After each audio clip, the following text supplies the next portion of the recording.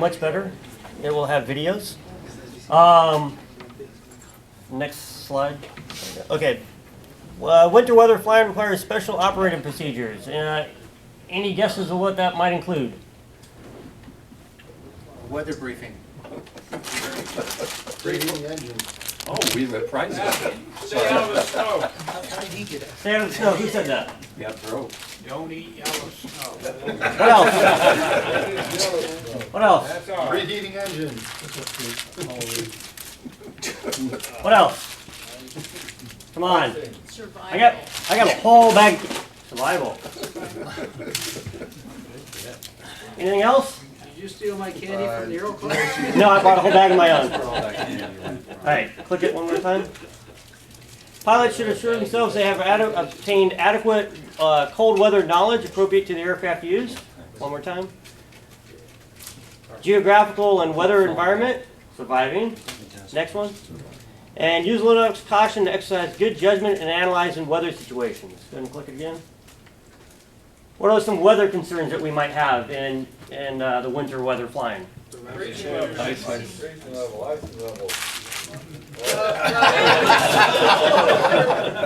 Freezing level, icing level, what else? Flying candy. Flying candy. What else do we have? Thunderstorms. Thunderstorms, right? I knew I could get. Thunderstorms. What else we got?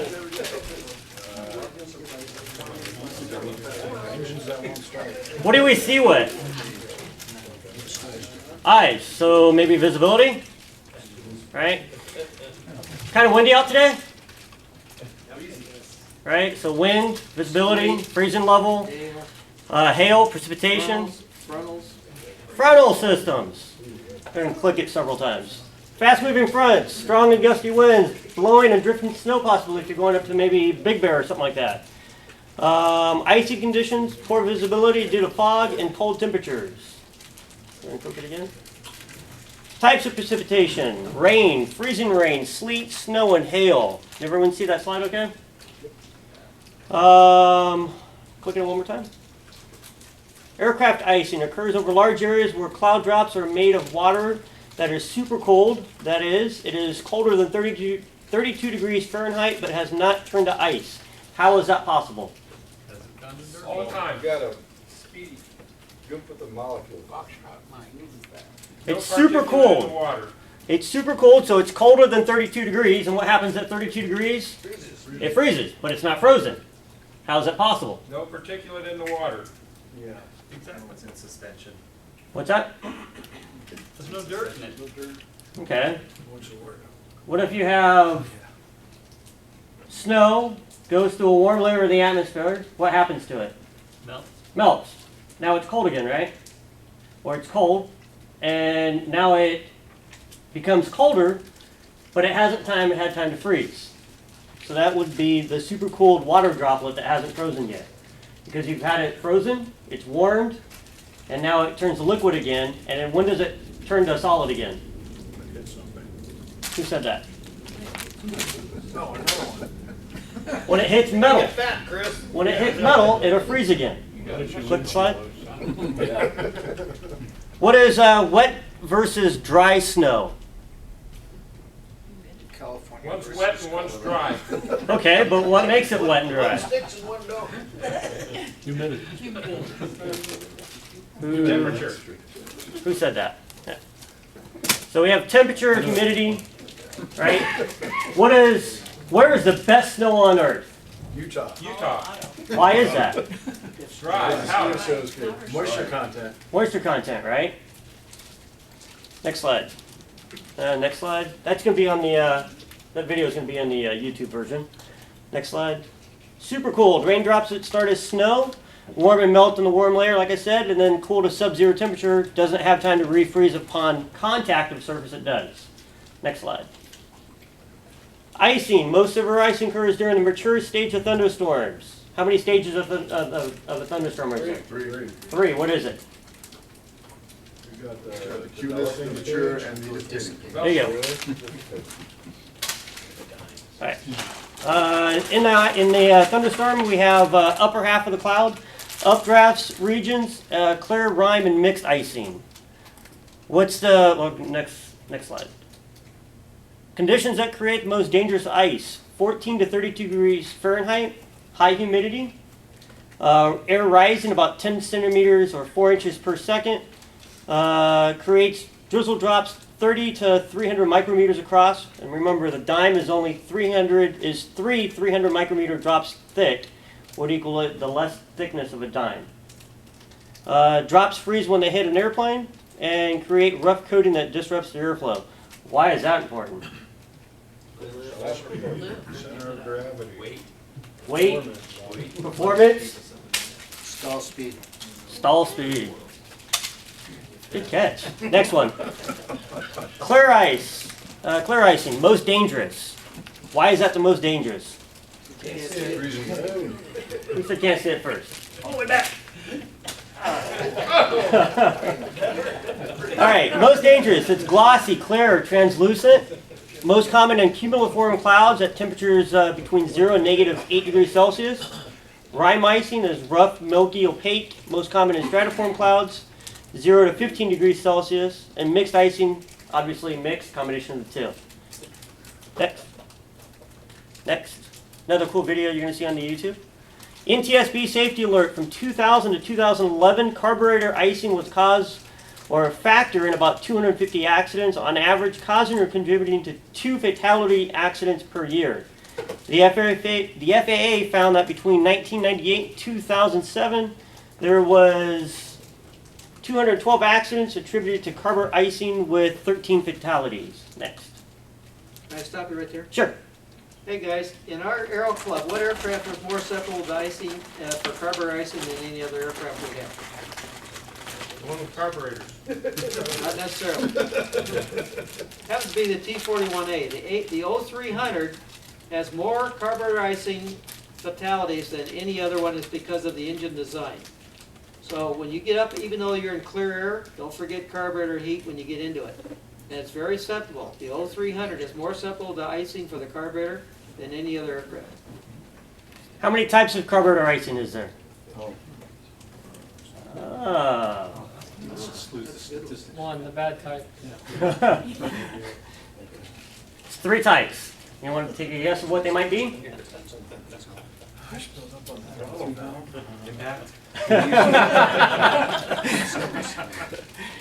Impact ice, formed by impact by moist air temperatures between 15 and 32 degrees Fahrenheit on the air scopes, throttle plates, heat valves, etc. Usually formed where visible moisture such as rain, snow, sleet, or clouds are present. Most rapid accumulation anticipated at 25 degrees Fahrenheit. Next one, guess? Any guess? Fuel ice. Yeah. Formed by the Venturi effect. This one? No. Formed at the downstream, forms at and downstream of the point where fuel is introduced as a result of cooling caused by vaporization. Normally occurs between 40 and 80 degrees Fahrenheit. And it can occur whenever the relative humidity is more than 50%. Next one. Throttle ice. This is caused by the Venturi effect. Water vapor in the induction condenses and freezes due to Venturi effect, cooling as air passes the throttle valve. Next. You can see where the ice is forming on the carburetor. And you can see where the fuel is injected into it. And you can see the plates. Next. Notice the temperature range and dew point range that icing occurs in. You can see that at about 40 degrees Fahrenheit with a ambient temperature of 40 degrees, that's pretty much all the way up following the line there to 60% or dew point at 60%. You can see where you'll have the different types of icing. Next. Next. Oh, knock it off. Okay. Okay. How do you get rid of carburetor icing? Carburetor heat. It's gonna be big after this. Full or half? All the way. Why not half? I mean, it pulls all the way and it goes halfway, so why not just halfway? I mean, I only got a little bit of ice, so I'm just gonna put half, right? It won't dissipate in a short period of time.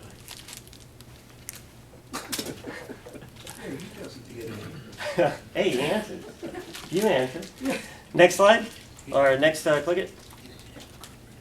To prevent carb ice, use carb heat during the ground check, use it during the icing range, and use it on approach and descent.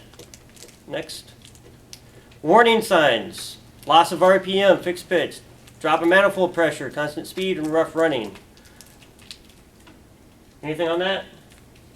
Bob, you always have something. No? All right, next one then. Pilot's response to a warning sign should be apply full carb heat immediately. May run rough initially for a short time while ice melts. Remember, after that stops, don't shut off the carb heat right away because it will freeze right up again. Next. Next, another video.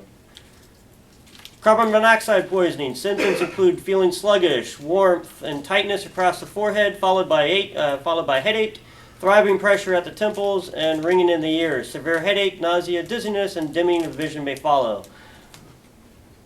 Also symptoms of what? Big drunk. We said drunk.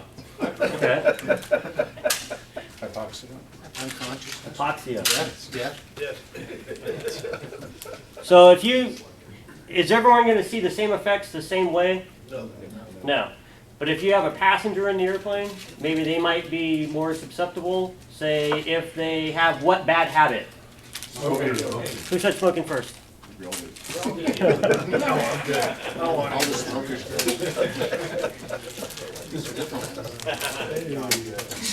You must have gone to Costco. I did. All right, next one. Carbon monoxide poisoning. What can we use to detect it?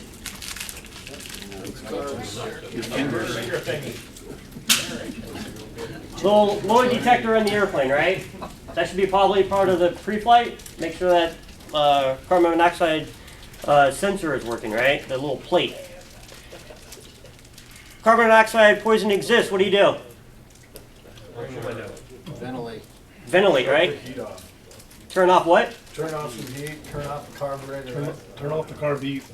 Put your oxygen mask on. Put your oxygen mask Open on. the windows. Maybe stop smoking if you're smoking in the airplane, right? Land immediately. Open the window. Open the window, land immediately. Open cabin then. When we land, do we just say, well, it's all gone now, so we can take off again? No. Okay. Click it. Shut off the carbon heat or any other opening to the engine compartment. Open fresh air source immediately. Don't smoke. Use 100% oxygen available. Land as soon as possible. Be sure the source of contamination is corrected before further flight. So just because you landed the airplane, oh, well, it's all done now. Something's letting something in bad. Next. Air masses. Air masses separate what? Air masses separate what? Oh, I'm sorry. What do fronts separate? Air masses. Sorry about that. Yeah, I know. All right, so here in Southern California, we have maritime tropical, continental tropical. We have maritime polar coming down and continental polar. Maritime meaning over what? Water. Water, right? Continental meaning over land. There are large areas of large bodies of air similar in moisture and temperature properties. Two air masses that influence Southern California, maritime tropical, and a modified maritime polar. It's modified because it's by the time it reaches Southern California, it's gone through a drastic change from a maritime polar, and it's now warmed up a lot. All right, next one. So fronts separate two air masses, 4 types of frontal systems. We have occluded front, we have the warm front, we have a cold front, and we have a stationary front. All right, any questions on that? Next one. Kevin. Yeah. You want this? That little button right there. All right, so fronts separate what? Air masses, right? I get this from the Weather Channel. The Weather Channel, when I went to weather school, was a great tool for seeing how to say, and over here we have a low moving to the west or moving to the east, and over here you can, great for learning how to brief stuff. It's horrible for actual weather. We already discussed front separate air masses. Well, if this is continental tropical or continental polar here, and this is what? Maritime tropical. Well, this cold front is the separation of those two, right? What is this separating? So this is continental polar, and this is maritime tropical, and that's Texas. that's the front separating the two. Then what is this right here? Oklahoma. Nebraska. It's impossible. We just said that front separate air masses. So are we saying we have one air mass, another air mass, and another air mass? Yes. Just trying to get together. So what they do is sometimes the Weather Channel likes to say, there's the cold front. Well, right behind it is the really cold air. However, behind that is even colder air. And the only time that we can maybe get people to understand that is, well, we'll just draw another front in. So if we draw another front in, people go, oh, well, it's cold here, but when this second passes, it's going to be really cold. Well, no. It's going to be really cold anyways. You just drew that in. Does that make sense? Because front separate air masses, right? All right. So if you talk to a weather geek, they'll look at this and be like, well, I guess they failed weather school. All right. Because you can see what air masses are we separating with only not even a width of a state, right? All right, next one. Transition zone, cold fronts. Transition zone where cold air mass is replacing a warmer air mass. Cold fronts generally move in a northwest to southeast direction. Behind that is a cold front is noticeably colder and drier than the air ahead of it. Expect increased convective activity, rain showers, reduced visibility, lower ceilings. On the average, lasts about 1 to 2 days for a cold front. Usually transitions into a stationary boundary. It goes cold front and then right into a stationary. Next. You can see the types of clouds you're going to have: your altocumulus, your cumulonimbus, your cumulostratus, and then your cirrus. Your cirrostratus, and then your cirrus. So if you're standing right here, you look up and you see cirrus, followed by some cirrostratus, followed by the altocumulus, and then the cumulonimbus. You kind of an idea before you even look at anything, before you go online, before you look at anything. Just by looking at the clouds, you can tell what type of system is moving towards you. And then you'll have warmer temperatures here, colder temperatures behind it. That's the colder replacing the warm. Next. Warm front. Warm fronts are leading edge of their warm air mass. Moves more slowly than the cold front. Clearing and warming is usually rapid after a frontal passage. Next. If unstable, thunderstorms may be embedded along the stratiform clouds ahead of the front, and after a passage, several thunder showers may continue. Notice if you're standing here at this location, you'll see the cirrus, the cirrostratus, altostratus, more of a nimbostratus, and then stratus coming towards you on a warm front. But you may have areas of embedded thunderstorms in there as well. And you have cold air preceding the nice warm air behind it. Good. Next. Southern California has a really cool thing. We have the Santa Ana winds. Santa Ana winds are strong downslope winds that blow through the mountain passes in Southern California. These winds can easily exceed 40 miles an hour and are warm and drying and severely exacerbate brush or forest fires, especially now with a drought. Typically, I've noticed that when we have the start of the Santa Anas, it's almost clockwork. You can go about 3 or 4 days. They'll build up, and then they teeter off. So in about a 4 or 5 day period, they'll be gone. So usually about 4 days, you'll start having the strong winds, They peak out around 3 days, and then by the 4th day, they're pretty much gone. Next. Next. Back up.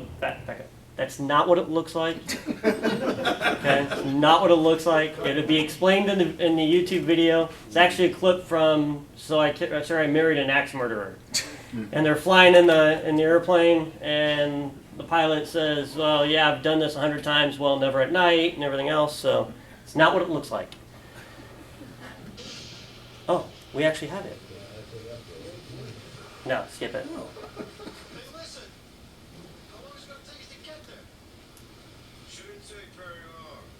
Actually, I have no concept of time. Gee, is this dangerous? No. Well, you know, there's a chance in everything. Look, I don't want to get too personal or anything, but ducks before, right? Oh, yeah, I do this all the time. I've never done it at night. So remember when you're flying, right? Thunderstorms, hazards of flight, lightning, strong winds, turbulence, heavy rain, and icing. How far away should you fly from the thunderstorm? How far? 20. At least, right? Oh, sorry, 2 there. I was observing weather at Bogue Field in North Carolina. 20 miles away, it was raining. I was playing volleyball, and we weren't reporting anything. Thunderstorms like mad 20 miles away at Cherry Point, and we were getting rained on. So I had to go inside, take a special observation when we had clear skies above us. How far does hail fall from a thunderstorm? To the ground. All the way. Far away is what, right? 20 miles. 20 miles, you can expect hail 20 miles away, because by the time it hits, it's not going to be hail. It's probably just going to be rain, and that's what was hitting us. Does it hail in every thunderstorm? No. Who says yes? Anyone? Who says no? I'm on a diet. Who says no? Majority are saying no. Hail occurs in every thunderstorm. The reason why it doesn't hit the ground? It melts. But it occurs in every thunderstorm. It gets frozen, it falls to the ground, updrafts pick it up, pops it back in the air, refreezes it, gets heavy again, it can't sustain the updrafts, it falls to the ground, it starts melting again, and it goes through that cycle until the updrafts can no longer sustain the weight, and it falls to the ground. And whether it falls to the ground as a solid, or whether it falls to the ground as regular rain, as a water droplet, depends on how much time it had to go up and down and fall before it left as a solid, and not refreeze. So in every thunderstorm, there is hail in every single thunderstorm. You're about to say something? No? Okay. I'm holding my question for. Okay. Okay. You can see the cross section of a thunderstorm. You have the up and down drafts. You have the roll cloud here in the front. You have wind shear, first gust, and you can always tell what direction the storm is moving by which way the anvil top is going out. The wind is pushing the anvil top this direction. So it'd be pushing it to the right. So if you're standing here, if you're standing about here and you look up and you see this, you know that thunderstorm is moving that direction. So if you're standing right here and you look up and you see it, you're going to be getting that thunderstorm on you probably. Or you're going to be getting that hail falling down from the top of the anvil top. Severe thunderstorms, hail 1 inch or greater, forecasted winds at 58 miles per hour or 50 knots or greater, and any tornado. Next. Next. Oh, sorry. Give him candy, he falls asleep. Yeah, next. Carbon monoxide. Relatively small area compared to hurricanes and winter storms. Next. Typically, storm is 15 miles in diameter, lasts on average about 30 minutes. Next. 1,800 storms occurring at any time around the world. 16 million thunderstorms each year. Next. Hail occurs in all thunderstorms. Whether or not it hits the ground, another story. But that's why you want to stay far away from that thunderstorm, because that hail can be kicked out on that anvil top, and if it's falling faster than it can melt, you're going to get hit by it. Next. National Weather Service issues the watches and warnings. Next. Nice rain there. Next.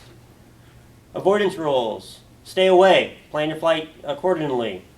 It's not like the old days where all of a sudden, oh look, there's a thunderstorm. You know, I'm just driving down the road and all of a sudden the road washed out. Nah, it was pretty much forecasted.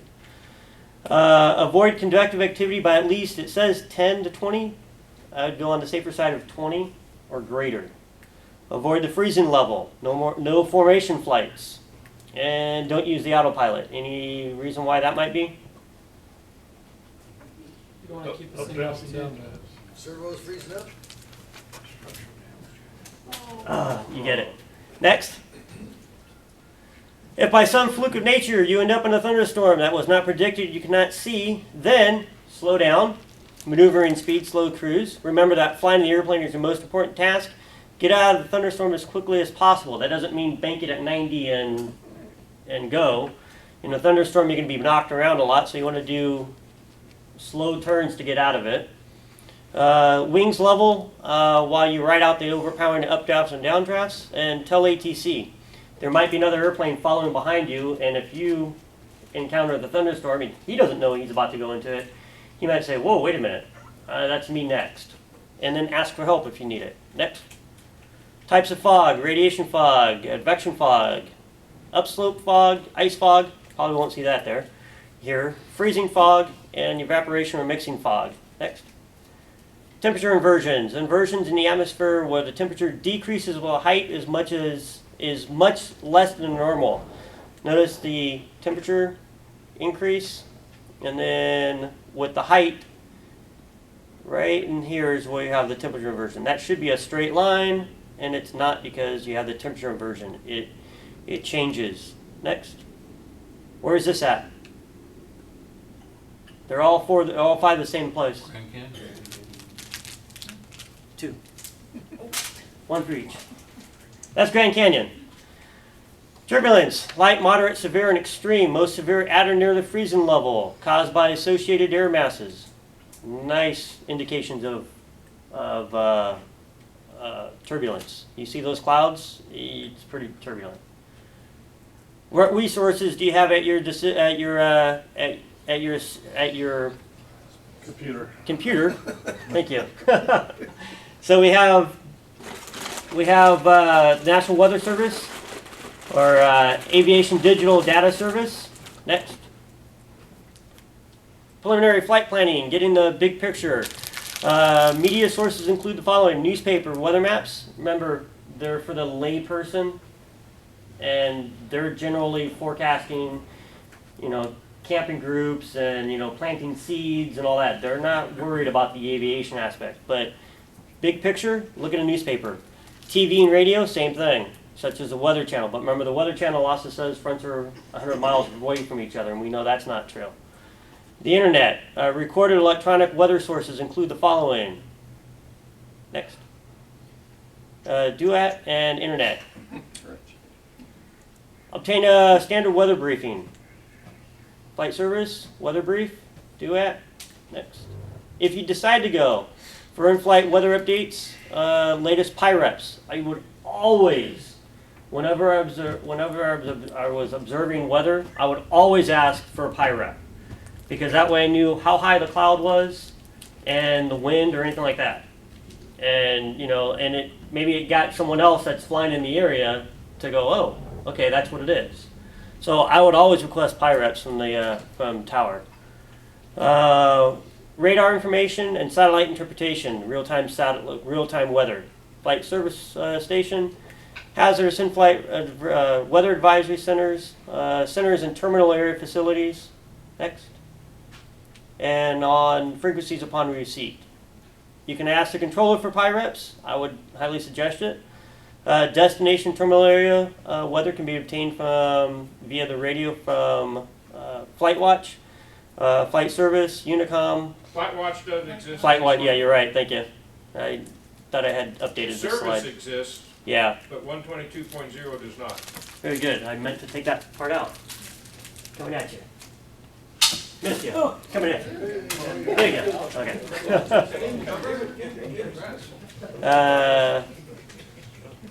Any questions? Got one. Yeah, okay, so we're gonna have an El Nino, so is there gonna be good snow in February? It's probably going to be wet. Very wet Snow. So if we have a good El Nino is the warming sea temperatures, is what El Nino is. So it's forecasted to be a wetter season because of warmer sea temperatures. So everyone says El Nino, they speak of rain and stuff, but it's actually the warmer sea temperatures is what El Nino is. And La Nina is the exact opposite. Good question, though. Anything else? Any other questions? No? Just remember, the FAA doesn't know you got a weather brief unless you get it through an approved source. Exactly. The Aviation Weather Center is not an approved source, but that's where they get their information from. Yep. I think it's in your box right there. Oh, there it is. I know, I brought non-chocolate. Any other questions? Good job. All right. Yeah.